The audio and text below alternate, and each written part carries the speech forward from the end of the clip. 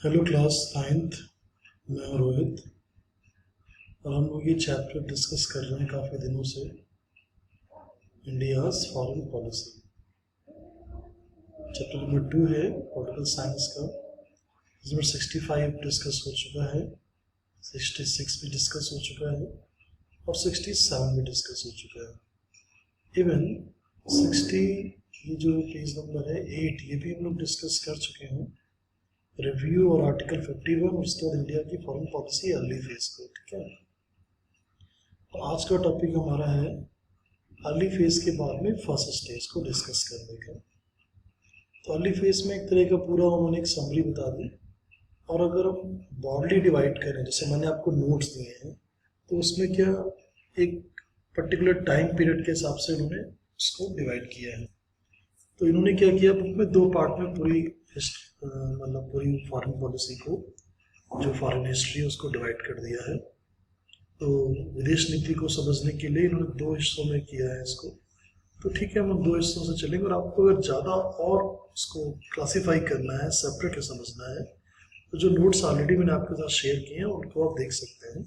Don't get confuse between these 2 stages. उसमें कई सारे स्टेजेस, इसमें ब्रॉडली इन्होंने 2 स्टेज कर दी हैं, एक तो 47 से 1990 तक और एक 1991 से आज तक। तो चलिए देखते हैं फर्स्ट। अब फर्स्ट स्टेज क्या थी?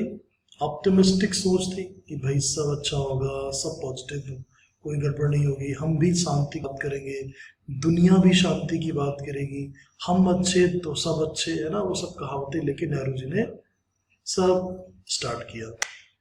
लेकिन पॉलिटिक्स और वर्ल्ड पॉलिटिक्स, ऊपर से फॉरेन पॉलिसी, ये सब मतलब एक प्रैक्टिकल लाइफ में बिल्कुल एक अलग गेम है, एक अलग वो है। हर एक कंट्री अपने अपने बेनिफिट्स, अपने अपने जो उसके ऑब्जेक्टिव है उसको लेके चलता है, और कई कंट्री तो दूसरी कंट्री की वाट भी लग जाए उनको फर्क नहीं पड़ता, ऐसा भी होता है। तो देखते हैं इस फर्स्ट स्टेज, हमारी जो पंचशील सिद्धांत था और हमारे जो अच्छी अच्छी बातें करने का था, उसका हमें कई बार हमारी जो पॉलिसी थी वो मतलब नॉन अलाइन पॉलिसी थी कि हम किसी के साथ नहीं है, बस अपने में खुश रहेंगे, ना कोई 2 ग्रुप लड़ रहे तो हमें मतलब नहीं है। लेकिन बाद में हमें इसके बहुत सारे कॉन्सिक्वेंसेस झेलने पड़े। तो चलिए देखते हैं क्या होता है। India adopted the policy of non alignment in the contest of the cold war. Cold war के कंटेस्ट में कौन सी पॉलिसी बनाई? नॉन अलाइनमेंट, हम किसी के साथ नहीं है, किसी अमेरिकन ग्रुप के साथ भी नहीं, रशियन ग्रुप के साथ भी नहीं। As a result, priority was given to maintaining friendly relations with all the nations and to taking the help of required for development from different countries. और हम सबके साथ फ्रेंडली रिलेशन बनाएंगे। Due to the policy of non-alignment, India could get aid from both the superpowers. अब भाई अच्छी बात है कि भाई यहाँ पे तारीफ की जा रही बुक में कि इस पॉलिसी की वजह से इंडिया को बहुत फायदा मिला। सोवियत संघ ने भी खूब फायदे, नहीं सोवियत जो यूएसएसआर था उसने भी खूब हेल्प की और अमेरिका ने भी हेल्प, लेकिन रियलिटी में ऐसा नहीं है। मैं अपने कुछ थॉट्स आपको बता रहा हूँ, अपनी नॉलेज के हिसाब से मैं बता रहा हूँ, हो सकता है आप डिसएग्री करें या एग्री करें। हमने जो पॉलिसी बनाई नॉन अलाइनमेंट की पॉलिसी 1947 से, जो भी ये फर्स्ट स्टेज डिवाइड करके बता रहे हैं, नेहरू जी की देन थी। उसकी वजह में बहुत सारे कॉन्सिक्वेंसेस झेलने पड़े। क्यों? क्योंकि उस जमाने तक अमेरिका किसको सपोर्ट कर रहा था? पाकिस्तान को सपोर्ट कर रहा था, और रशिया हमें सपोर्ट कर देंगे उस जमाने का यूएसएसआर। लेकिन उस जो बड़ी सुपर पावर की लड़ाई थी उसमें इंडिया तो बोल रहा था भाई अमेरिकन भी हमारे दोस्त हैं, रशियन भी हमारे दोस्त हैं, हम तो नॉन अलाइंड वाले हैं, लेकिन अमेरिकन ने हमेशा सपोर्ट किया पाकिस्तान। लेकिन वर्ल्ड ट्रेड सेंटर के हमले के बाद से कहानी थोड़ी चेंज हुई, ओसामा बिन लादेन को पाकिस्तान में मिला। तो पाकिस्तान और कश्मीर इशू बहुत सालों पहले सुलझ गया होता अगर हम नॉन अलाइनमेंट मूवमेंट में नहीं होते। हम किसी एक सुपर पावर के बिल्कुल उसके साथ कंधे से कंधा मिला के खड़े होते, लेकिन उसके भी कॉन्सिक्वेंसेस होते हैं। यानी आप कुछ भी करेंगे फॉरेन पॉलिसी में तो उसके कॉन्सिक्वेंसेस तो होंगे। आपको ये देखना होगा कि किसमें मेरे ज़्यादा फायदे हैं और किस में मेरा ज़्यादा नुकसान है, लॉस, प्रॉफिट एंड लॉस। अगर आपका प्रॉफिट ज़्यादा है तो I think you should go for it, और आपका लॉस ज़्यादा है then you have to stop your जो आपके पॉलिसी है, जो आपकी प्लानिंग है, उसको रोक दो, ठीक है। There was a lot of stress improving strengthening India's defence. बहुत सारा कोशिश की गई और इम्प्रूव किया गया इंडिया के डिफेंस को। लेकिन 1962 की वार हमको नहीं भूलनी चाहिए, इंडो चाइना। हम पाकिस्तान के साथ तो वार की बहुत बात करते हैं। अगर इंडिया के ऊपर इतना ही स्ट्रेस दिया गया था तो बहुत सारे कई सारे ऐसे घोटाले हुए, ताबूत घोटाला, बोफोर्स टैंक का घोटाला, तो कई जगहों पे ऐसा हुआ। अपने कितने आज भी क्रैश होते हैं।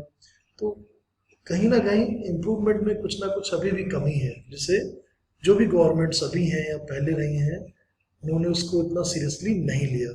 लेकिन हमारे जो सिटी हैं उनका मोरल हमेशा हाई रहता है।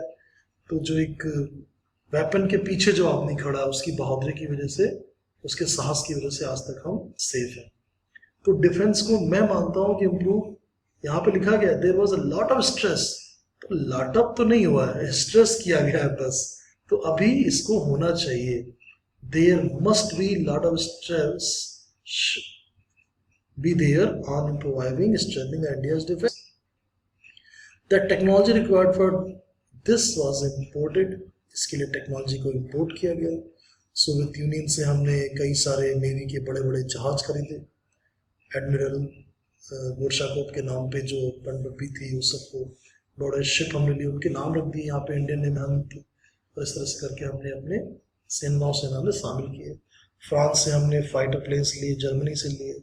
तो हमने अपनी डिपेंडेंसी केवल रशिया पर नहीं रखी, हमने फ्रांस से भी हथियार खरीदे, जर्मनी से भी लिए, और अभी तो अमेरिका से भी हथियार ले रहे हैं। लेकिन ये जो हथियार बनाने की जो कंट्रीज हैं, ये क्या करते हैं, जो हथियार आपको दिए इंडिया को, वही कुछ पाकिस्तान को भी दे दिए, तो बैलेंस बिगड़ जाता है। In this period India had to face some challenges. This included the conflict with Pakistan, creation of Bangladesh and conflict with China, जो मैंने आपको पहले बताया, कॉन्फ्लिक्ट विद चाइना 1962, और conflict with Pakistan, it's not conflict, conflicts, बहुत सारे कॉन्फ्लिक्ट अभी चल रहे हैं। 48, फिर 65, फिर 71, फिर 1999 के बाद अभी भी सीज फायर वायलेशन होते रहते हैं। कारगिल के बाद भी वो लोग कोशिश करते रहते हैं। और 1971 में पाकिस्तान के साथ जब आ रही तो क्रिएशन हो गया बांग्लादेश का, और के साथ एक ही बार फाइट हुई 62 में। India improved her nuclear capability by conducting nuclear test in 1974। तो धीरे धीरे अपने आप को न्यूक्लियर नेशन भी बनाया। फिर पंडित जी नेहरू जी की तारीफ के कसीदे खड़े जा रहे हैं इस बुक में। बहुत से लोग इसको कहेंगे हाँ अच्छी बात है, बहुत से लोग कहेंगे नहीं अच्छी बात है, लेकिन चलिए जो है उसको हमें डिस्कस करना है। तो पता नहीं हिस्ट्री की बुक्स में बहुत सारी चीज़ें ऐसी हैं जो कहीं ना कहीं एक पर्टिकुलर पार्टी जिसने कई सालों तक रूल किया उसी को ग्लोरीफाई करने में लगा दिया। आज भी मुझे लगता है कि अपने देश में जो भी बुक्स हैं सीबीएसई में, एसएससी में, हिस्ट्री की, स्पेशली हिस्ट्री और पॉलिटिकल साइंस के बुक्स, उसमें मतलब एक पर्टिकुलर एक आइडियोलॉजी को ही फोकस किया गया, उसी को ग्लोरीफाई किया गया। नेहरू, इंदिरा गांधी, राजीव गांधी, सबको जो फैक्ट है उसको करिए, ठीक है, लेकिन बाकी जितने लीडर्स थे उनको आपने साइड लाइन कर दिया। इवन कांग्रेस के और लीडर्स को साइड लाइन कर दिया गया और केवल नेहरू जी की महिमा को बढ़ाते गए। चलिए देखते हैं। नेहरू जी की भाई नॉन अलाइनमेंट पॉलिसी बहुत बढ़िया थी, जैसे कि ये बता रहे हैं। He followed up with the policy of peace. अरे पीस की बात करो, भले कोई आपको मारने आ जाए उससे कहो अहिंसा परमो धर्म, है ना, अहिंसा परम धर्म है, हम लड़ाई नहीं करेंगे। हम गांधी जी के, नेहरू जी के वक्त है। लेकिन उसके बाद एक और शब्द, पूरा श्लोक क्या है, श्लोक है अहिंसा परमो धर्मा धर्म हिंसा तथैव च। लेकिन धर्म के लिए हिंसा करनी पड़े, माने राष्ट्र के लिए हिंसा करनी पड़े, तो वो सही है, न्याय संगत है।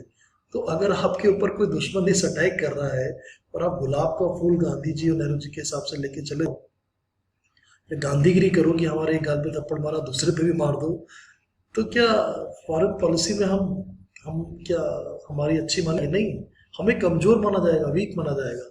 लेकिन भाई उनकी पॉलिसी जो थी, पॉलिसी ऑफ पीस, अमन की आशा, शांति के दूत, उनको ही was actually waiting to get a Nobel prize. उनको लगता था कि मैं जो पीस पीस चिल्लाता रहता हूँ तो इससे मुझे नोबेल प्राइज मिल जाएगा। खैर उनको नोबेल प्राइज तो नहीं मिला।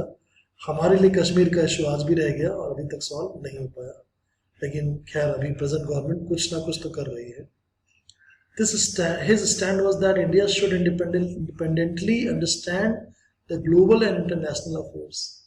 अकेले समझो, किसी के साथ मत खड़े हो, हमें वी डोंट नीड फ्रेंड्स. उनका इंडिपेंडेंटली करो, सब कुछ अपने आप करो, किसी ग्रुप में मत रहो. We don't need friends. लेकिन आज की वर्ल्ड पॉलिटिक्स में हमें पता है हमारे फ्रेंड्स होने जरूरी हैं. अगर अमेरिका हमारा फ्रेंड होता, पाकिस्तान को इतने सालों तक ऐड नहीं मिलती, या जितने भी कंट्रीज ने उसको हेल्प किया. हमने फ्रेंड ही नहीं बनाया, क्योंकि नेहरू जी ने बोला ना इंडिपेंडेंटली करेंगे, ना इनके साथ है ना उनके साथ है, और पीस की बात करेंगे. तो भाई दोस्त भी होने चाहिए, फ्रेंड्स होने चाहिए.